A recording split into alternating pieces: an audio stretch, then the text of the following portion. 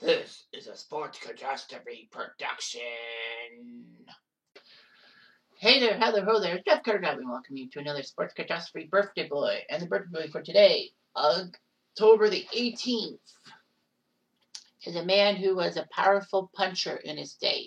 He was the first boxer in history to win world titles in 5 weight divisions. He competed from 1977 to 2006. He was known as the Hitman and the Motor City Cobra. He is Thomas Hearns.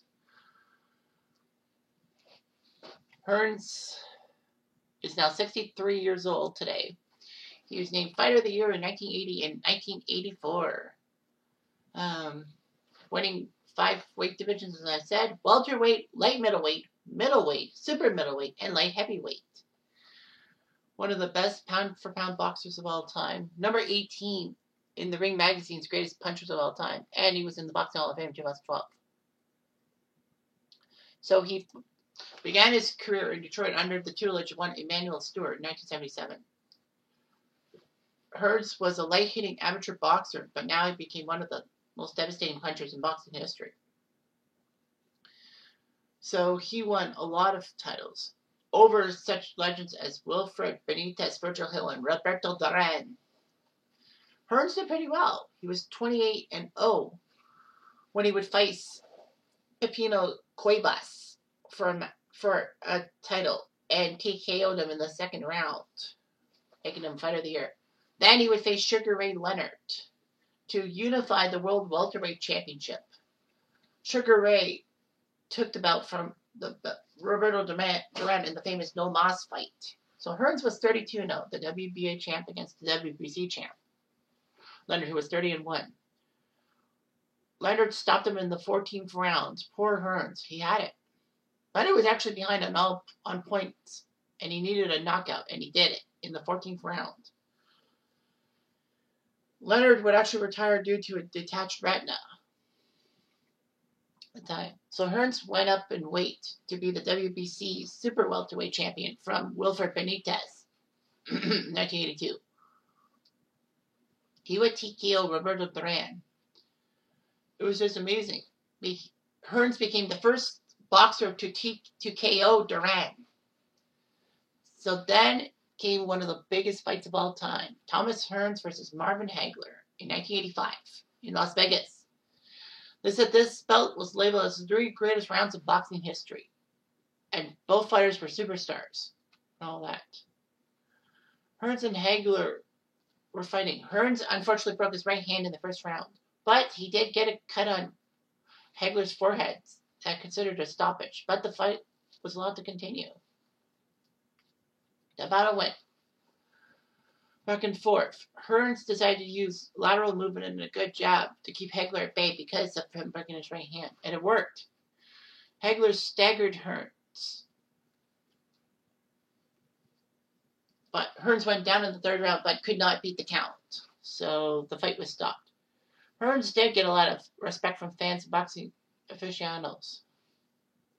They never had a rematch, which is some stupid thing.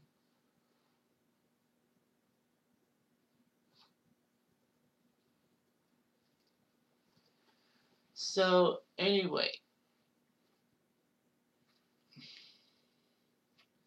Hearns would take down Dennis Andrews to win the WBC light heavyweight title in Detroit, in his hometown.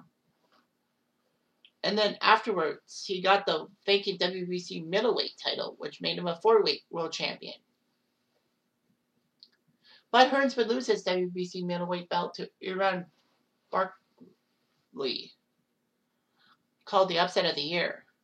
But Hearns would still win another world title, beating James Kinchin to be the WBO super middleweight champion, thus having a world title in 5 weight divisions.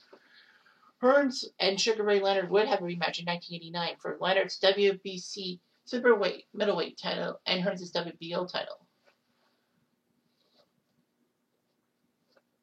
Hearns thought he beat Leonard. Unfortunately, the judges called it a draw, which was not good, all that.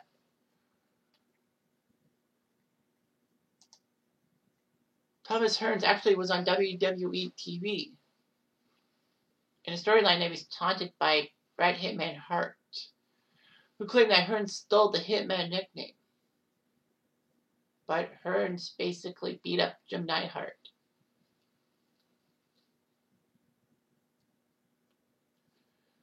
Hearns actually fought an opponent by the name of Jay Snyder, and they both knocked each other out simultaneously.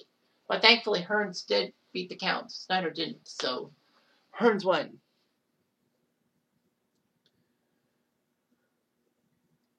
Hearns was a fixture on the Detroit sports scene.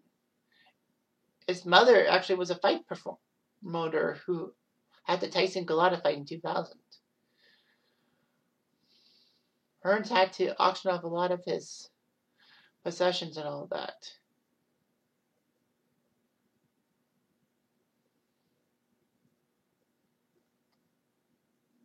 So Hearns took responsibility. He ended up 61-5 in his professional career, which is pretty good. I mean, he did quite well. So, yeah, a quintuple champion. That's very rare. But yeah, his fight with Hagler in 1905 is one of the most classic boxing fights of all time. If you see it, it's just like one man fighting and then the other guy comes back. It's like back and forth, to and fro. Anyway, good on him. Anyway, I'm Jeff Diamond. I do.